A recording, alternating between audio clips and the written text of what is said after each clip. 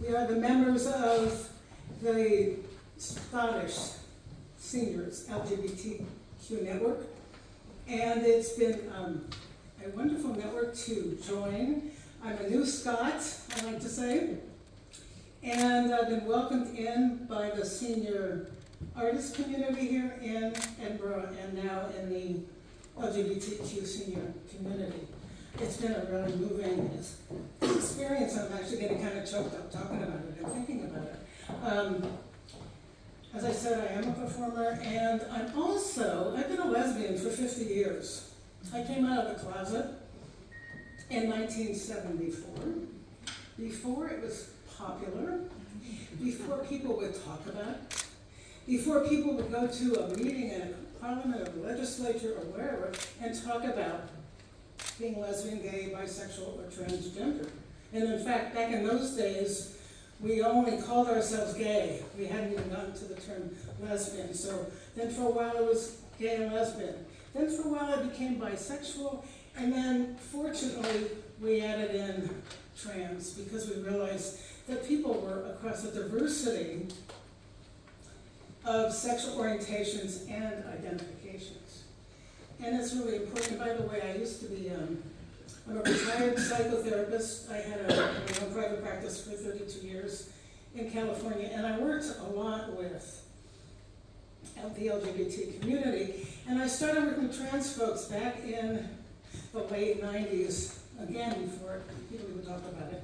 And I think I find my trans brethren and sister and whatever else you want to say, the most bravest people on the planet, because they can say, oh my goodness, this is not who I am, I'm really something else.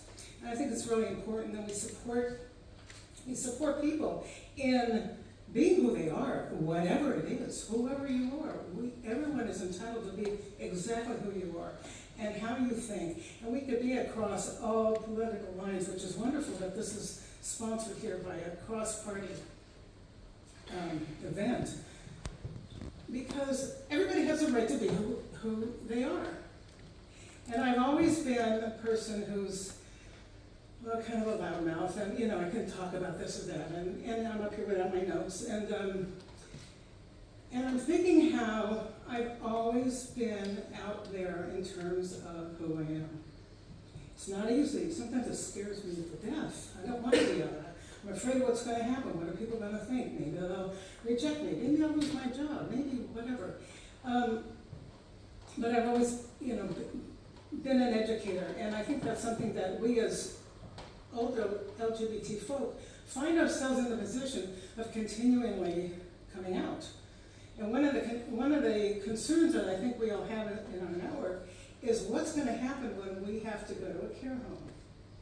And we're surrounded by people who maybe don't understand, or maybe who are maybe a little prejudiced against gays and lesbians or trans folks or whatever. And we don't want to go back in the closet. Like, I'm not going back in the closet. And I know a lot of my pals aren't going back in the closet either, but it's a concern. So one thing I've been thinking about a lot since thinking about this presentation and preparing for it is how we need to have, back in the old days, we called it sensitivity training. I don't know if you all remember that term. Maybe it's just an American term. I don't know. Anyway, it's unconscious bias awareness training. Okay? I'll say that again. Unconscious bias awareness training. It's something I think that's very important for us to provide for our future carers and care home staff. And not just a one-off situation. Like years ago, I worked in a psychiatric hospital, and we had what we called sensitivity training on a variety of issues, dealing with different nationalities and preferences and so forth. It was a one-shot, maybe it was a two-day event or something, that was it. But there really needs to be a ongoing commitment to that sort of training, and I think that's something that us in our network are really focusing on right now, is to have a way of training our future helpers, our future. For example, say you have dementia, and hopefully you don't. Hopefully no one will ever have dementia, but it's there. Now, say you are, you recently transitioned from male to female, or female to male, or to non-binary, and in your dementia, you go back to your childhood and suddenly you're saying, oh yeah, I'm gonna wear that dress, where maybe I only wear pants now. And the caregivers are gonna get confused and say, oh, no, you're really a man. No, I'm not, I'm a woman. And so, anyway, I'm just giving you a small example of what could happen and what we need to prevent. We need to prevent those kind of misunderstandings, really.